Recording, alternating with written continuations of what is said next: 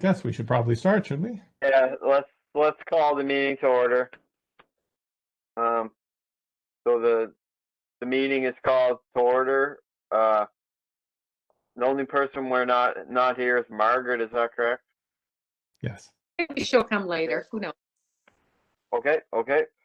So let's start with the declaration of conflicts of interest. None. Do we have any? None? None. Okay. None. Okay. Let's approval of the minutes.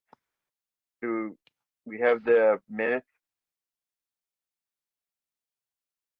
I move that the minutes of the May 18th, 2021 meeting be accepted as presented.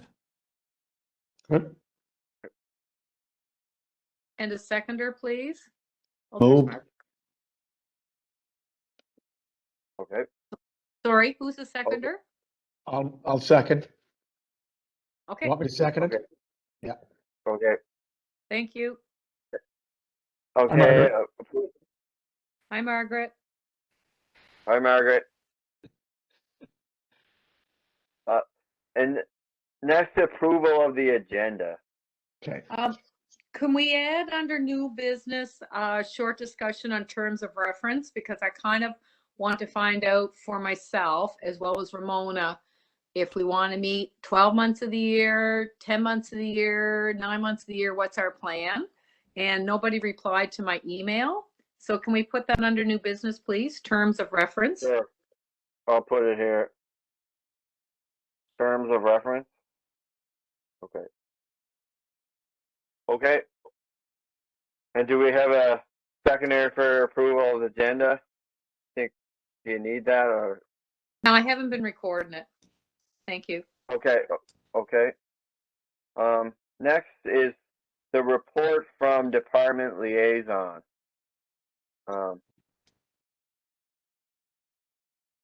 First one is Public Works. Nothing on my side. I guess I was going to ask Ramona something, but she's not here, so I'll email her. Okay. Nothing for Public Works. Next is Parks and Rec.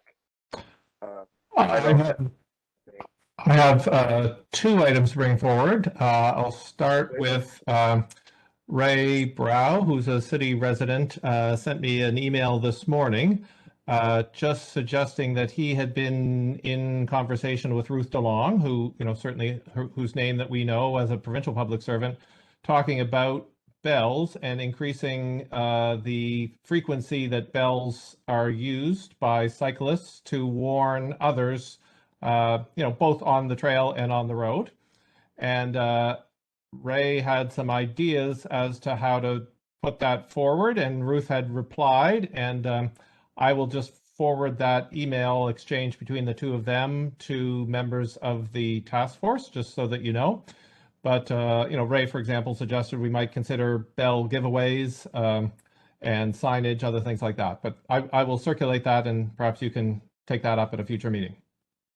Great. And Peter, Okay. would you send that to my personal one? I can't seem to get on that portal thing anymore. Sure. Okay, thanks. Now I have I'm hoping that you all can see my screen. Is that true? I can see it. Yep. Yeah, So yes.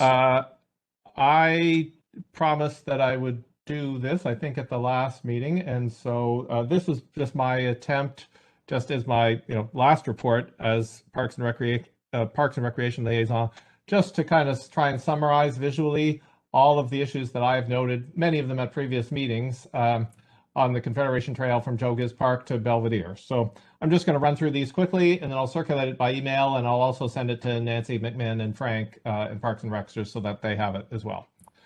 So I started at Joe Giz Park. You'll see that the map is on the right showing where the photo was taken.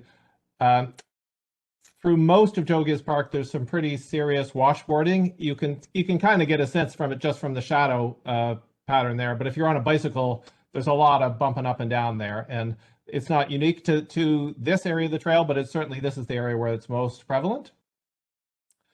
Then we've talked many times before about this bike fix-it station, which has suffered from a lot of vandalism. The bicycle tire pump has never really worked from the very beginning, and a lot of the tools have been vandalized. And I think there is a plan that Ramona has referenced to pick this up and move it to Farmers Market, to the bicycle parking pavilion there.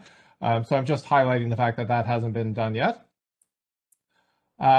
There's a, and again, the photo doesn't do it justice here, but there's a pretty significant pothole near the gazebo in Joe Giz Park there that you really notice when you're going through on a bicycle.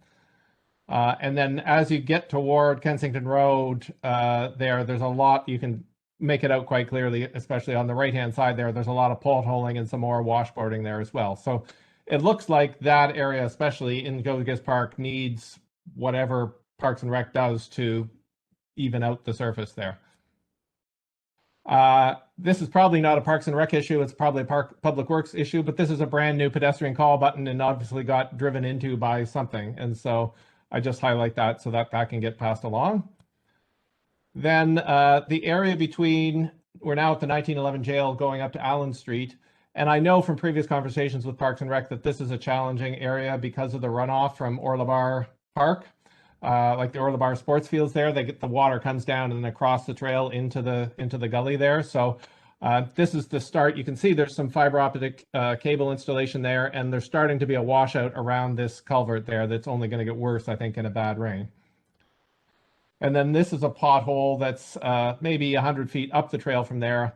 That's been there all season long, and it just keeps getting deeper and deeper and deeper, and they keep putting more and more barricades around it. So I'd like to hope something can be done about that. And then this section, now we're north of Allen Street. So the trail basically from 1911 jail to Allen Street in terms of washboarding is pretty good. It's nice and even. There's not a lot of washboarding. Other than those two washout areas, it's in pretty good shape. Then when you get north of Allen Street, so you're now, by Speedy Propane, basically, you're coming up toward Ravenwood, a lot of washboarding here. And again, you can make it out quite clearly there. More washboarding when you get close to Ravenwood as well. And then right at the Ravenwood Road intersection there's been some fiber optic cable installation there and quite a lot of depression and trail damage there. Like there's significant potholing there that you can fall into and fall off your bike if you're not careful. And then some more washboarding as you approach the farmers market. And then some potholing again, a little bit almost at the farmers market turnoff there. And again, this looks to be due to the fiber optic cable burying there. It's just they didn't refill it and pack it sufficiently. And then finally, this is just something I've noticed new this season. There's some pavement there that's starting to wear away and needs some repair. And also, there's a danger of some washboarding or potholing on the forward side of that.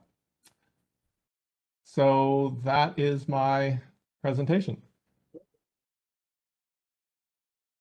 Peter, my family would echo your washboarding concerns, particularly all the way along Joe Giz Park, that whole area. It's very uncomfortable. We've gotten so that we cycle on the pavement now on the street because it's not acceptable or doable to be on the trail.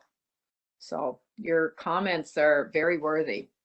Yeah. And I would add that there is a Mommy and Me group there that meets, I think they meet tomorrow. And someone called me regarding a mom trying to get there with a cycle, with a little person in the back. I'm not sure if it was one or two. So there's definitely some concerns down in that area. That would be fantastic if we could get people in that park and kind of, where people can go in community and groups, and you can find your people, like your Mommy and Me group. So anyway, that was something that someone had mentioned to me. The other thing, and I didn't put this in my report because it will outlast my term on the task force, but just to put a bug in your ear about it, one of the things I've noticed is that Parks and Rec maintains the trail using pickup trucks, motorized pickup trucks. And I think it would be nice for the medium to long term if they could have some kind of non-motorized way of doing that maintenance, both for carbon mitigation reasons, but also there's nothing like cycling on the trail to notice problems with the trail. So I think if Parks and Rec workers were regularly cycling on the trail, they would be more attuned to issues that you'd never notice on a pickup truck. And there's some great great innovations, in electric cargo bicycles that could carry their gear and give them a pedal assist. And I think it would also just be a good signpost for active transportation to have city workers out there using active transportation. So Yeah. Weirdly enough, I was just on earlier this week. I was on the Joe Giz Park, and I wheeled through that, and it's like I have a habitual in my brain, anyways, that I kind of wheelie over potholes. So maybe I did it and don't even realize I'm doing it. But yeah, like some of those holes, I'm in a wheelchair. I just didn't really notice them, but next time I go by it, I'm definitely gonna search for them. Right. I think it also becomes both that area of the trail and also the Riverside Drive Trail, where we've pointed out pothole issues before. That's all going to be more obvious to people because more people are going to be cycling because of the Hillsborough Bridge Trail. So we want to make sure we put our best foot forward there, so to speak. Mm-hmm. Definitely. Ryan, I just want to ask Peter, where the trail runs parallel to the 1911 jail, Yes. and then it comes up to where the parking lot is for the John Street Park. Yes. When Frankie Lunn and Mitch Underhay and I did the ride around the city several Saturdays ago, it pools a lot of water in around that. Have you noticed it being an active? Yeah. Okay, so a suggestion made by Mitch was to make an extension of that part of the trail up to where the track is, the track around the field. Yeah. The Tweedle field. That's a great suggestion, because I think a lot of people know that that's there, and you kind of use that, coming from the farmers market to get into that neighborhood. But a lot of people don't know it's there, and if you're on the trail, you wouldn't know that it's just right there to get into Prince Street, Walton Drive, or Lamar, all that kind of thing. Yeah, so, and takes you right across to University Avenue, and of course, Mitch and Frankie had some other backyard.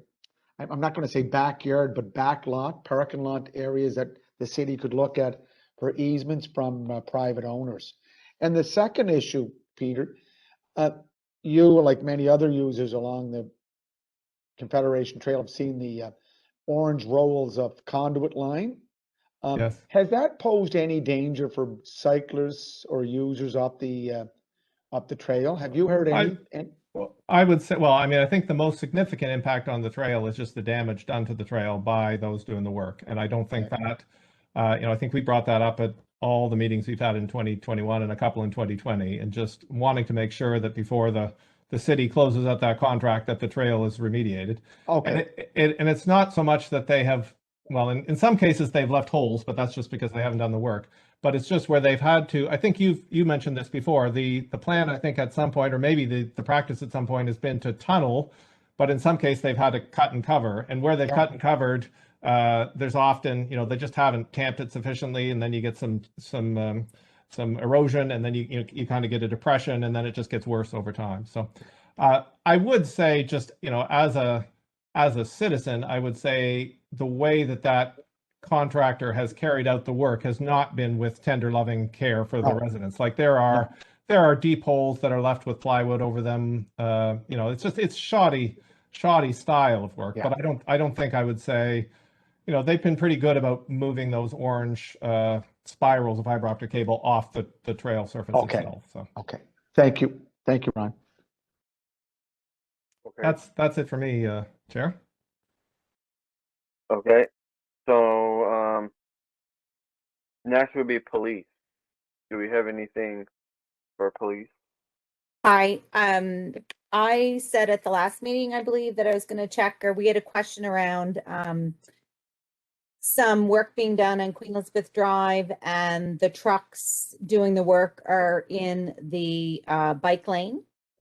So kind of questioning around, what as a cyclist, do we do when those lanes are blocked? And so I did go to the police, and there is a couple of things you can call, and they can be asked to move those trucks. And sometimes they don't want to go on to the owner's property, because the trucks can be heavy and big and whatnot. But there was also conversation around maybe even communicating it, like we're here, but we'll only be here for 10 minutes, or if it's a temporary thing kind of thing. So those were a couple of things, but I believe I understood there's really no kind of bylaw around that in terms of active transportation. The second thing was, again, I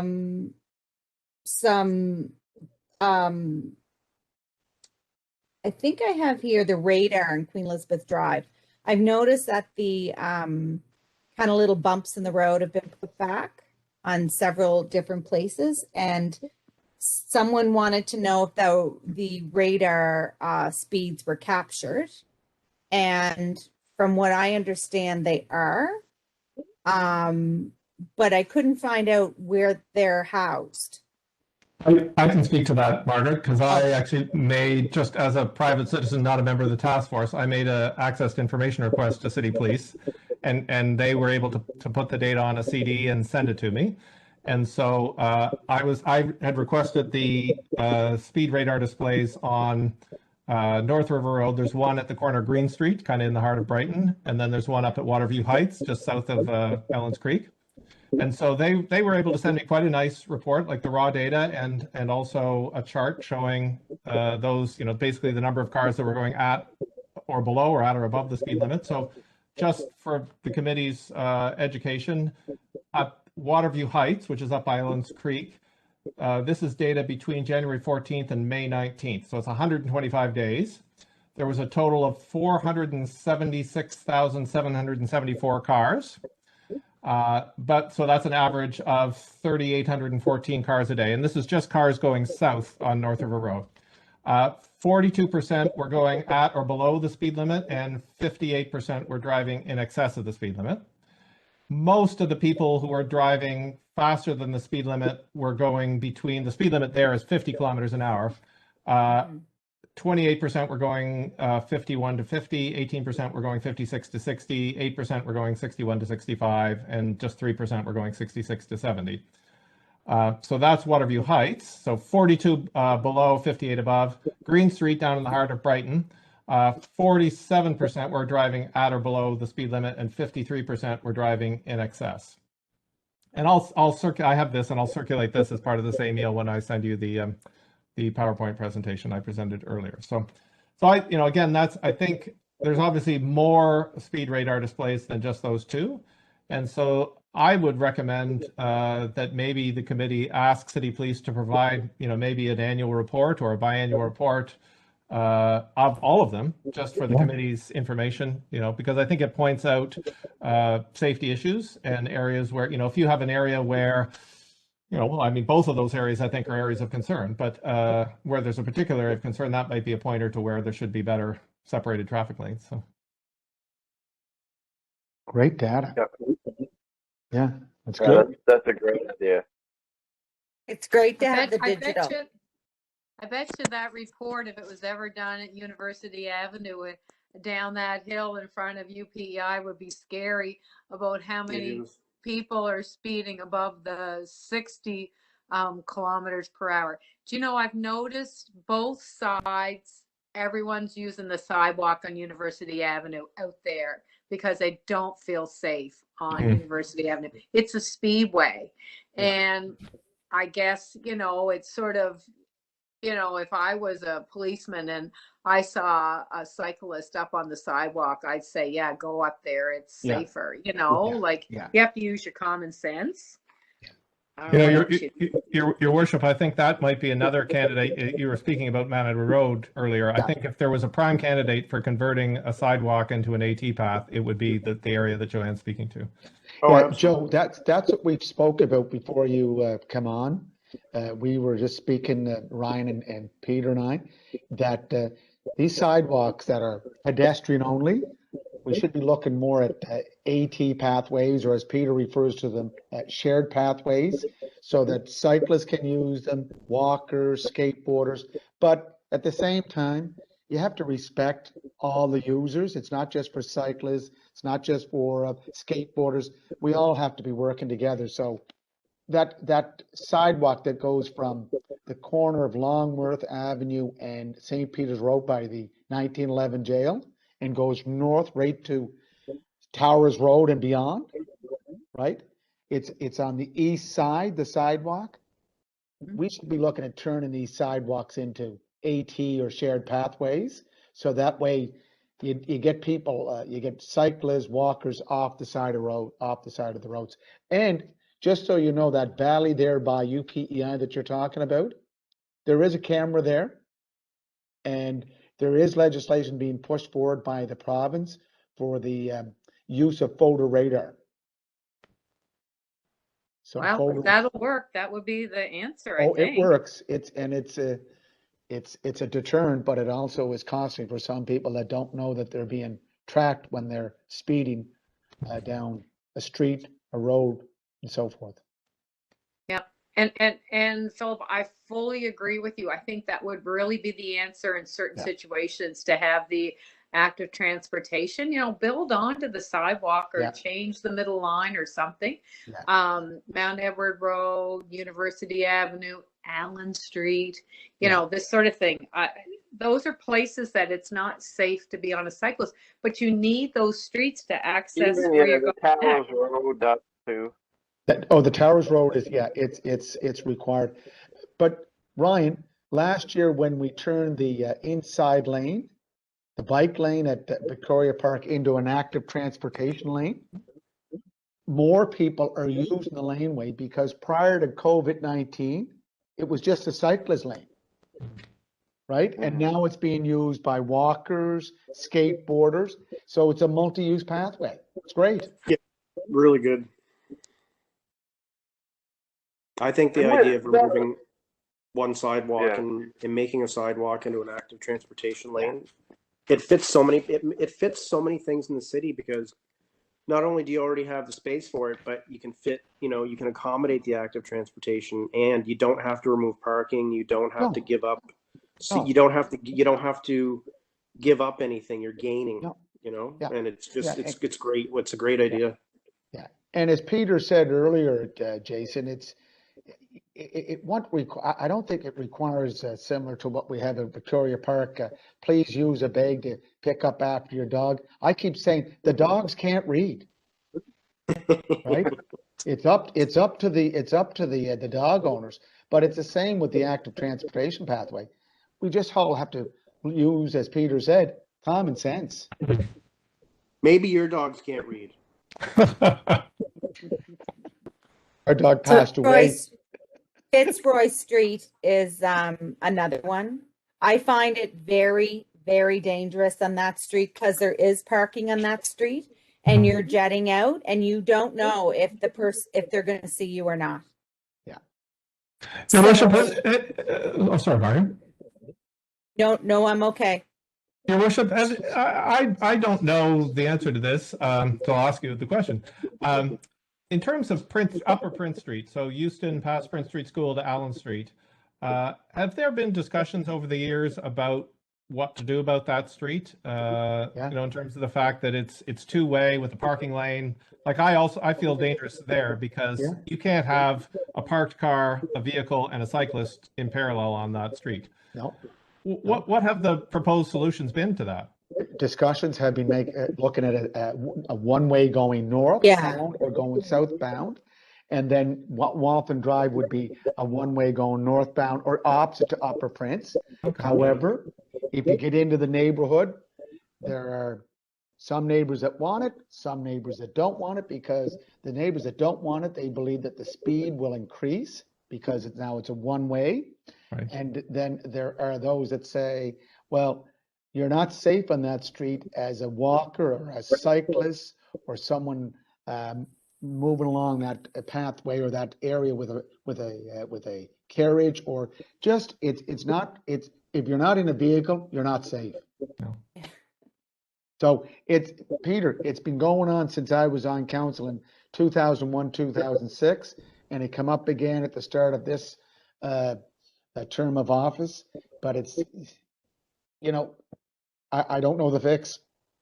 I can understand, depending on where you live along the street, it's the one way is either going to inconvenience you or be great, and where you live is going to determine your opinion on that. So Right, right. Yeah. And I know that some of the residents that have moved in there with young families, they would love to see a one-way, but the more established families that have been there with two-way traffic and have lived in that area for 40, 60 years, they're saying, what's the problem? Yeah. So I mean, I live on Lower Prince Street, so spent a lot of time going to Prince Street School as you did, and one of the things I see, for example, it's the superhighway for Domino's Pizza coming downtown. Like they won't take University, they'll take up Prince Street. And I think a lot of people take it, they'll turn on University and they'll come down Upper Prince Street to get downtown because there's, it's a faster way. It should really be, I mean, at the very least, I'm wondering if we could do what we did to Gay Avenue, like basically turn it into a local traffic only street would be a start point. I agree, and that was a suggestion that was made, Peter. On Highland Avenue, there are families that have moved in there between Spring Park Road, Ambrose, and Greenfield. They've noticed the increase in traffic, and I said, why don't you put forward a proposal to make this a slow street? Does that prevent traffic from coming down? Traffic that's outside of the neighborhood, yes, but not traffic that's in the neighborhood.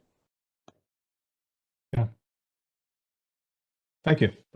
So Ryan, it's these issues, like maybe there could be a recommendation from the Active Transportation Task Force to reconsider or seriously look at Upper Prince not being safe for cyclists, walkers, skateboarders, rollerbladers, people in wheelchairs. It's just not safe. So what do we do? I think even in a car, I avoid it. Yeah. Because I don't feel safe as a driver. Yeah. Because there's a lot of moving parts there. So I'd be all in favor of really moving something forward. Yeah.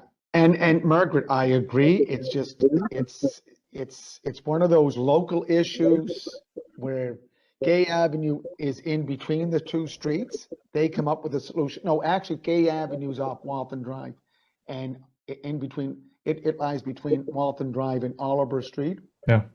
But they come up with a solution and it's working, and hopefully other neighborhoods will take on the request or take on the initiative to make their neighborhood a slow street, which could happen, Peter, on Upper Prince or on Walton Drive. Yeah.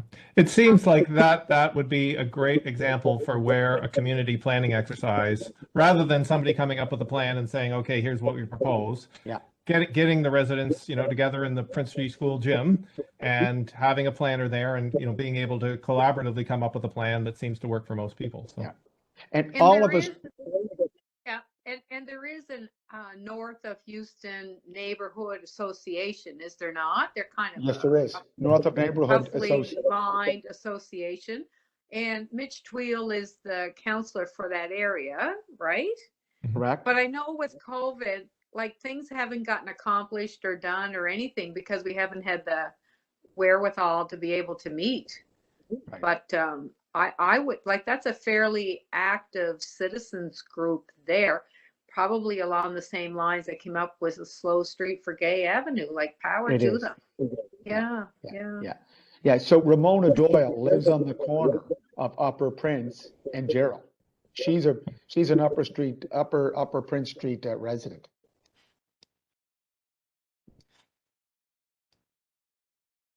Okay.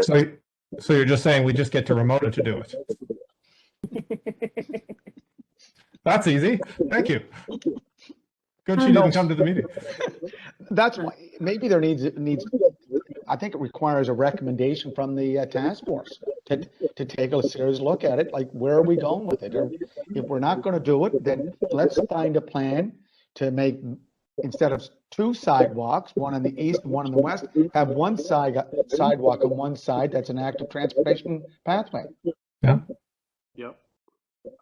Oh, it's easier to take out these concrete blocks and replace them with asphalt, and then the maintenance in the longer term is less costly and less. The carbon footprint is not as great because you don't have to bring in concrete trucks, you don't have to bring in all the materials that are required to make concrete sidewalks. I think it's a better way to, it's the future that we have to look at more in a more serious way.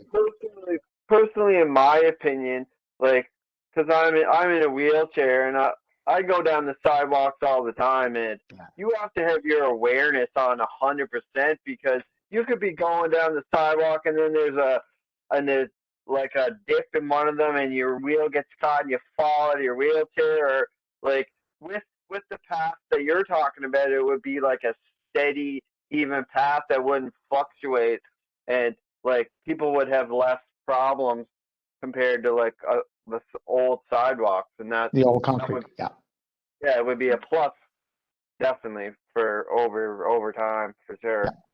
That's really important point, Ryan. Would it be valuable for the task force to make a recommendation regarding like all of these streets we just discussed in terms of turning them into sidewalks into a multi-use path?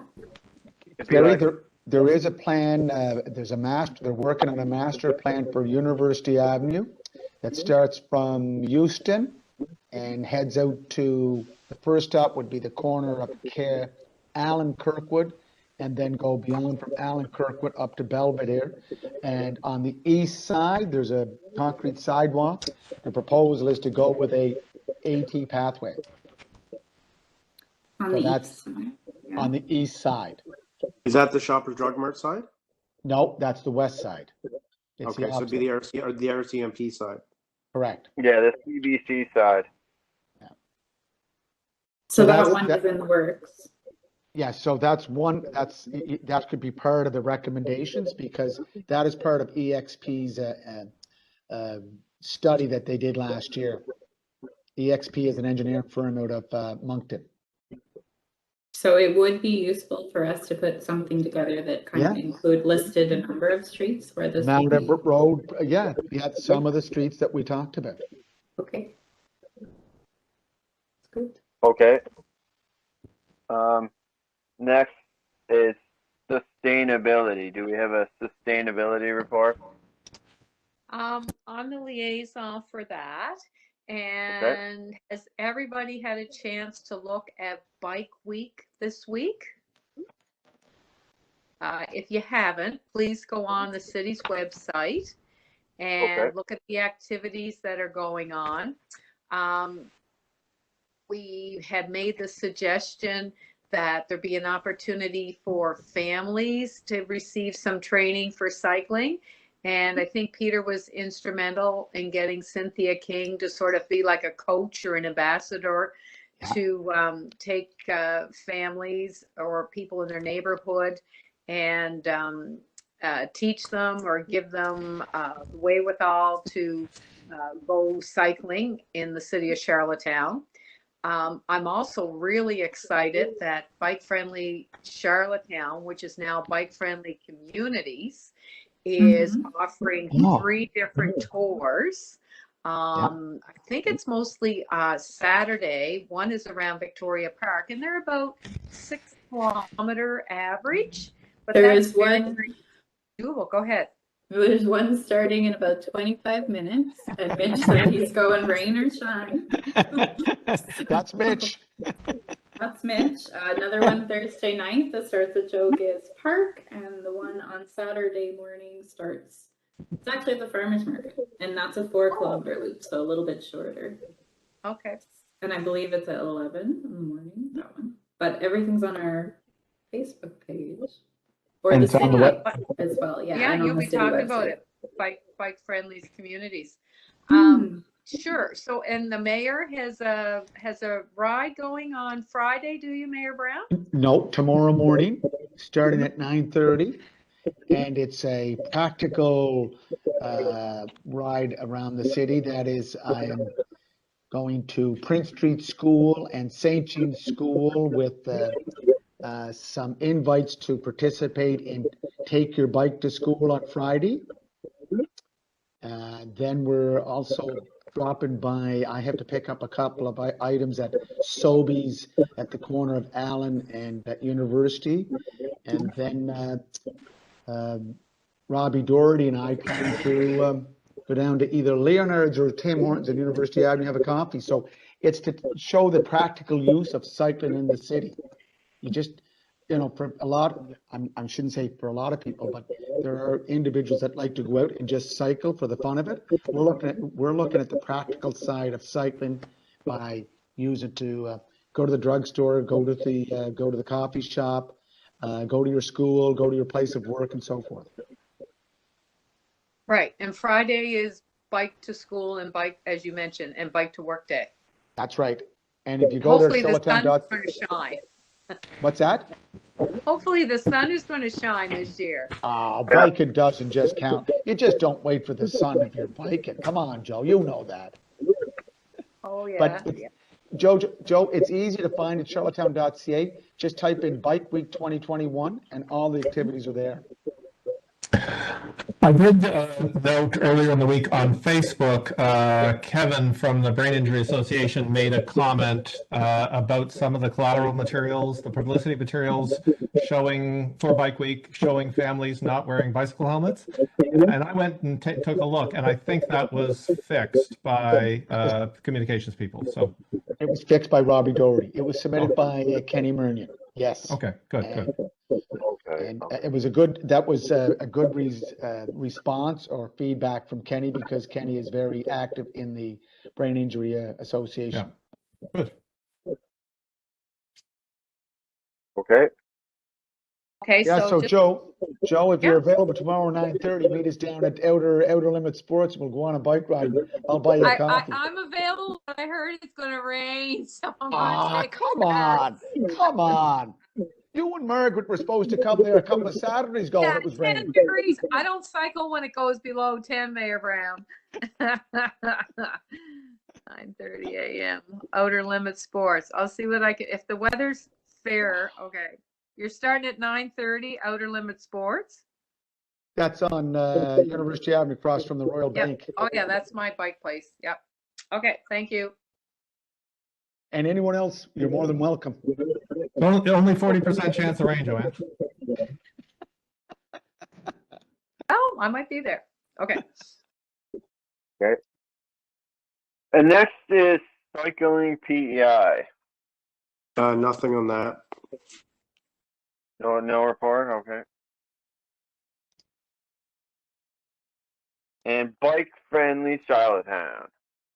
Well, we're gonna have to change that name, Ryan. Officially. Okay. Bike friendly community. Is that? That's right. Bike friendly communities. We are official. We launched this past Sunday our new name, new website, and we're officially. Well, I've shared this with you guys before, but we're officially now a nonprofit organization and able to do even more than we did before. So yeah, we're really fortunate to have a great, well-rounded team, and so our website looks like beautiful. We had a great video that we put to Facebook to kind of announce this. It's very exciting. One thing I want to share with you guys is we plan to have a celebration bridge ride to celebrate with everyone who wants to come. Just the fact that this bridge pathway is going to be open, and it's already it's getting use as you see when you go by, and I think it's just going to transform a little bit of what we can do between Stratford and Charlottetown residents here. So it's very exciting. Because of COVID guidelines, we do have to do pre-registration. So I'm going to put the link in the chat right there. And if you're interested or want to share it with anybody who might be interested in coming, that's the link to pre-register. And the date of that is June 26th, pending, of course, everything going ahead as planned and scheduled with the bridge opening and all that fun stuff. So it's just a celebration. We're going to go across. We've spoken to the police about having an escort to help make sure it's super safe on both ends. And yeah, so lots of good things happen. Okay. Watched the video, Carrie. It was excellent.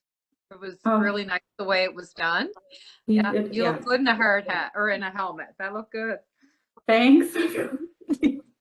So Lyndon was he got his little moment there too, so he was pleased to see himself. Yeah. And Carrie, what time is it starting? I have June 26th. It's a plan for 10 a.m. We'll And, gather. And where are we meeting? Well, we are just confirming because we have to make sure we have everything. The plan is for Joe Gibbs Park to be the gathering place, but we just have to confirm that. So when you register, we're getting everybody to submit their email so that we can send out the final details as soon as we have everything in place. Thank you. Yeah. Okay. Just what was the address for your website again? It's in chat. The address is bfcpei.ca is the website. And I did put the specific link in the chat to the registration page. I'll get you there. Okay. Okay, perfect. Looks great. Okay, and do we have any new business? Yeah. Joe, those terms of reference. I have one under terms of reference. So we don't have the new people. If we get 2 new people, but I think given the last 2 years, I would like to know, my preference is not to meet in July and August, but what is the preference of the committee's members?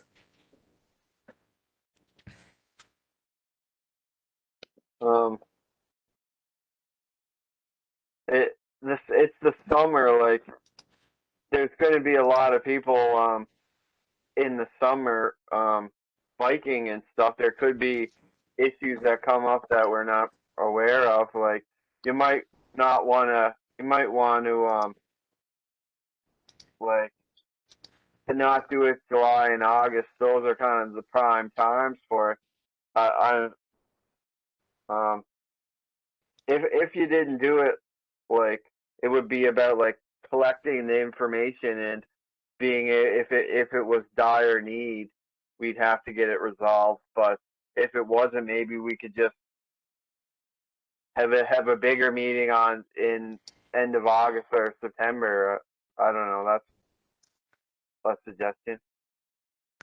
Or what does everybody think? Maybe Joanne and Ryan, we should talk about the new kind of structure for our meetings, because that may be relevant with, to know what we'll need to do over the summer. Because my understanding is we're now looking at doing 4 that would involve throughout the year, that would involve different Departments. Yes, departments. Yeah. So on that, Carrie, Yeah. at last night's regular monthly meeting, the terms of reference for the Mayor's Task Force on Active Transportation came to the floor, and I'm just going to item number 6, funding. The City of Charlottetown will cover the cost of committee meetings and stipends for members. The task force on active transportation can make recommendations on projects and programs relevant to the Parks, Recreation, Beautification Committee, the Public Works and Beautification Committee, the Parks and Recreation Committee, the Protective Services Committee, and Environment and Sustainability Committee that require funding and can submit annual budget requests. So an amendment was made to that section. A period was put at the end of Sustainability Committee. And that for funding, require funding and can submit annual budget request. That would go through the department manager responsible for the Mayor's Task Force on Active Transportation, and that's the manager of Environment and Sustainability. That's the only change that was made. Anything else that was in there is staying the same, and that's the terms of reference that was voted on with the amendment last night. Okay. So if you want to change it where you don't meet during the months of July and August, I don't know if that's in your, I'm looking through it right now. Would that be under attendance or no time committed? Oh, meeting frequency. And I think that's where you have the 4 quarterly meetings with meeting with each of those departments, correct? Yes. That Yes. still goes on. It's just making requests for funding. That's going to be left up to the manager responsible for this committee or this task force, and that's Ramona Doyle. I know for myself, I don't have a problem meeting. I mean, if it's maybe kept to a finite time, like an hour. Yeah. I think what Ryan said, it is important that, things will come up that are fresh in our minds. It's probably a good time of the year to be aware of those things. Yeah, because this is the prime bicycle time. Well, if you want to meet in July and August, I need someone else to take over the secretarial responsibilities because I'm personally not available. The last 2 years, we have not met in August. And so we need a volunteer for July and August to do the secretarial stuff. I'd be willing to knock out 1 month.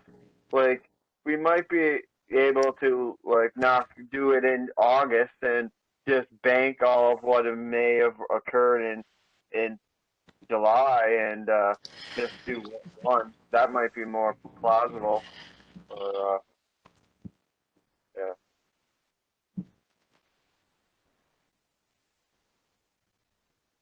Who would like to be the secretary for the month of July? I can do that, Joanne. Carrie? Yes, that's Carrie. And do we still, because I know Ramona had mentioned we could talk about how frequently we want to meet in between those 4 quarterly meetings. Do we still feel like we would like to meet once a month? Maybe in a less formal, I think she said we wouldn't have to necessarily be publicly meeting in between those. Am I remembering this correctly? Well, if it's sunny, we can meet outside. It's kind of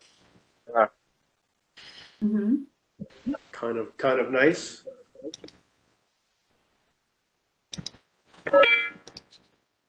But we feel that we still should continue to meet monthly to kind of prepare in between for these. The general. Yeah. And is there a schedule set for those? Do you know, Mr. Mayor, if there's a schedule set? Carrie, for the standing committee meetings, that you can get that information from Ramona, because each committee has a certain day at a certain time. 2 standing committees can't meet the same day and the same time, so they're all spaced out at different periods during the month prior to the regular monthly meeting. So she would have the calendar that would show those meeting dates and times.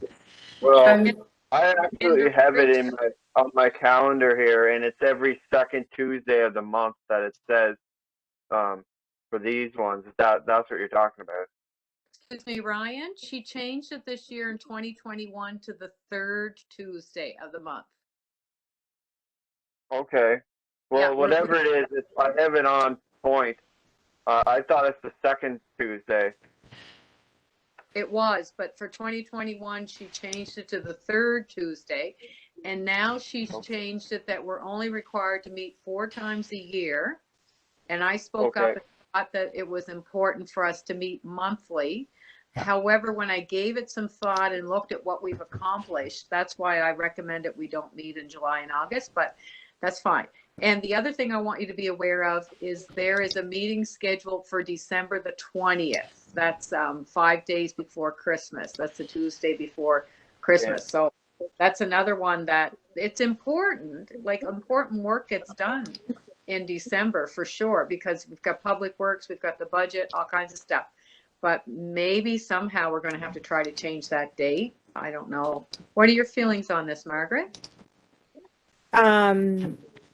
You know, I can be flexible. I can do July and August, or if we want to drop one off and resume the other. I do think it's probably necessary, you know, for us as a group, but I think also I'll just speak for me to keep myself engaged in it. I think if it's 4 times a year, I would be, you know, a little bit, I would just probably, you know, it probably wouldn't suit. Yeah, and the December date, you know, I understand if we want to ask for that to be changed or modified or whatever, where people's lives are busy.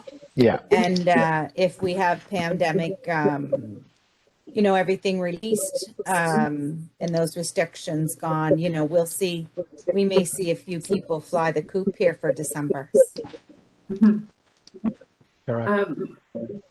question I intended to ask was, do we know, like, for these 4 meetings that are going to involve different departments, is it our responsibility to schedule that? To, like, we should know ahead of time which department we're meeting so that we can prepare. Yes. So Carrie, again, that would be to work through the manager responsible for this standing committee or task force, and that is Ramona Doyle. She would, again, she can look at how to schedule with Public Works and Beautification, Frank Quinn at Parks and Recreation, and police would be through Councillor Gregory Bird, and the acting chief of police right now is Brad McConnell. I think that coordination would be where Ramona would fit in perfect. Okay, because Philip, unless things changed at the meeting that you're mentioning, Ramona kind of said that she was passing off the establishment of this committee to us to sort of run it ourselves and touch base with Doug Dumais to set up any times, and that we would just answer to each. She would set up the 4 meetings a year. Yes, you're right. She set up the 4 meetings of the year, but she wasn't going to hold our hands anymore like she's done the last 2 years. That's my understanding. She wasn't going to attend any of these meetings anymore. Is that correct? Yeah. So Joanne, if there's Doug Dumais, who is the community engagement officer, he works with mayor and council. There's Jill Stewart, who's the executive assistant to mayor and council. You can work through her to get the appropriate materials and resources for these upcoming meetings with the departments. Ramona can be part of that.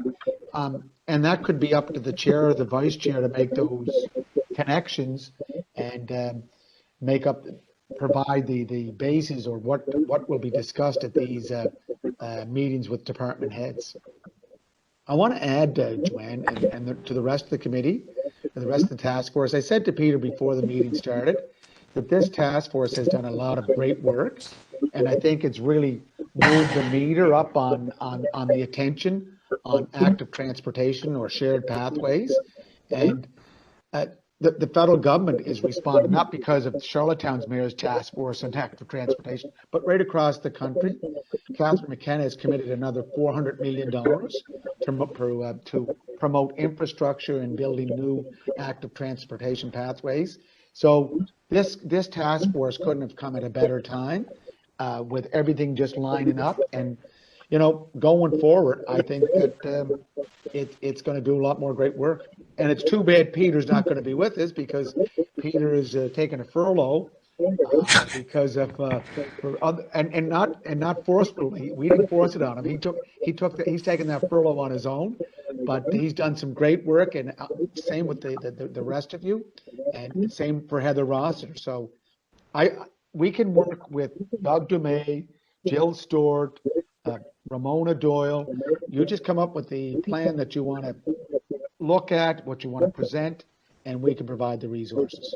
And if there's a problem with that, you can just call me. On that, thank you for your kind words, Your Worship. One of the things I I would recommend maybe when you're reviewing the terms of reference is maybe look at staggered terms, because we all start at the same time. Certainly part of my reason for stepping aside, I loved participating and feel that we've done good work together, but I think it's time to leave room for someone else. And I think it's a good idea to not have everyone's term expire at the same time. So yeah.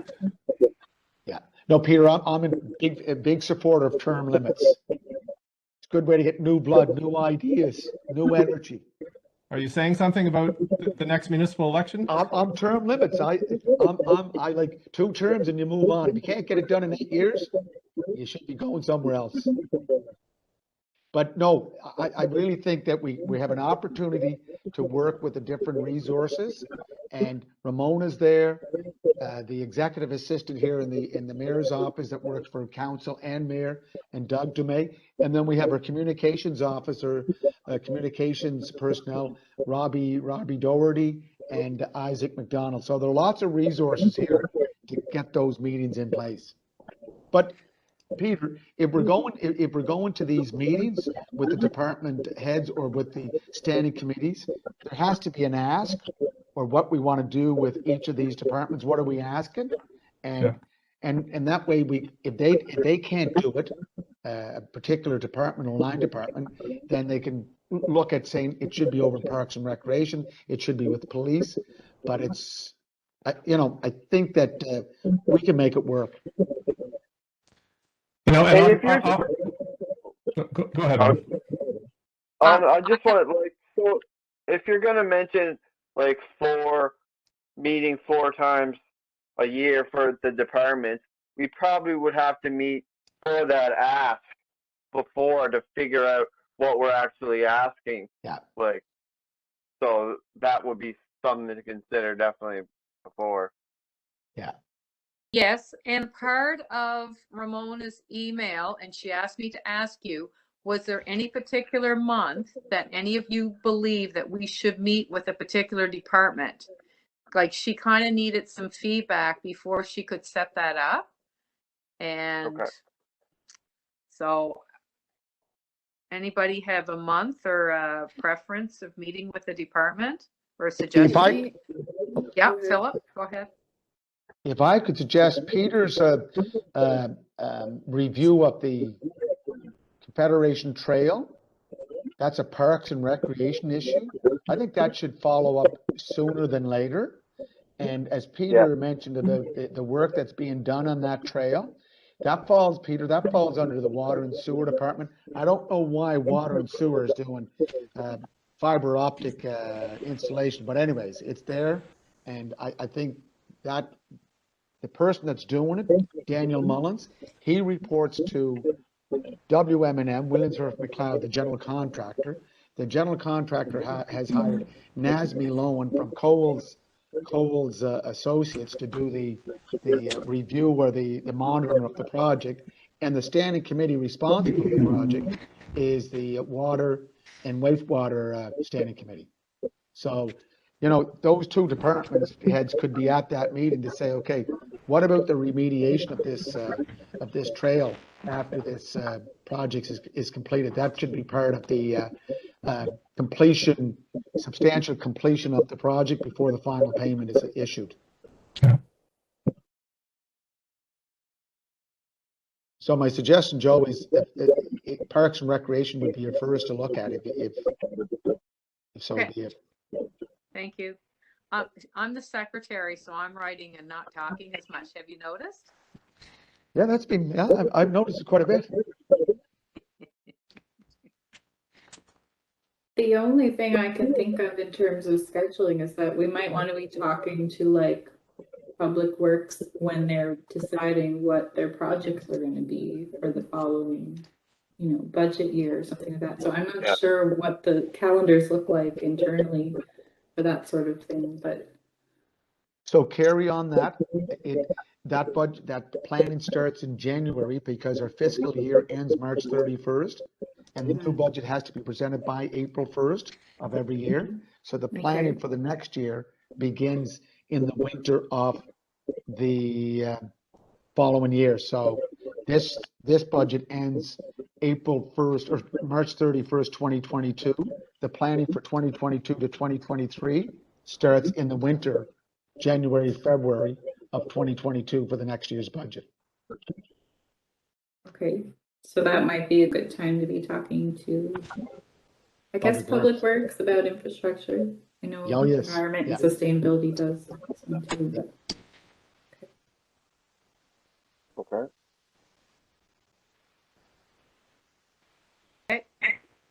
And she'll just fit in police and whatever the other one is at another time. Okay.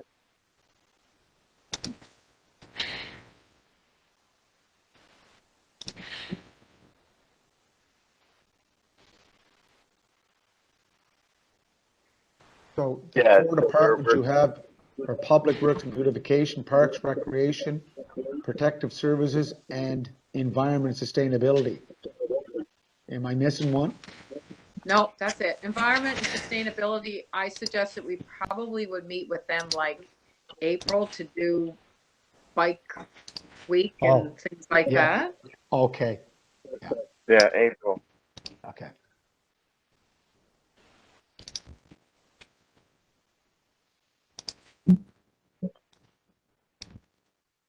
Thank you. Thank you.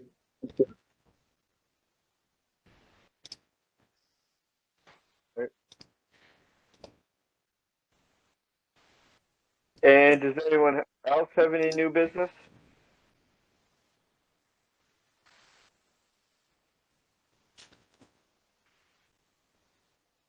Well, this is Peter's last meeting. Cheers, Peter. Okay, I'll see you out on the trail. And That's it's a public tea. meeting, so Peter can always drop in whenever he wants. Or Yeah. send us emails, Peter, to keep us on our toes. Now, don't Or maybe be I- shy. I can switch to I'll switch to angry citizen mode now. Yeah, you Keyboard can be the one warrior. that- Keyboard warrior. Great, thank you. Thank you for Thank everything, you. Peter. Thank you very much. And the same Thank for you. Heather too, Ryan. Yes, Yeah, I Heather. agree. Okay. And well, I guess that's all the meeting tonight. So I guess we can adjourn. The meeting has been adjourned. Thank you, Ryan. Thank you very much. Thanks, everyone. Take care, Bye. guys. Thank you. Bye.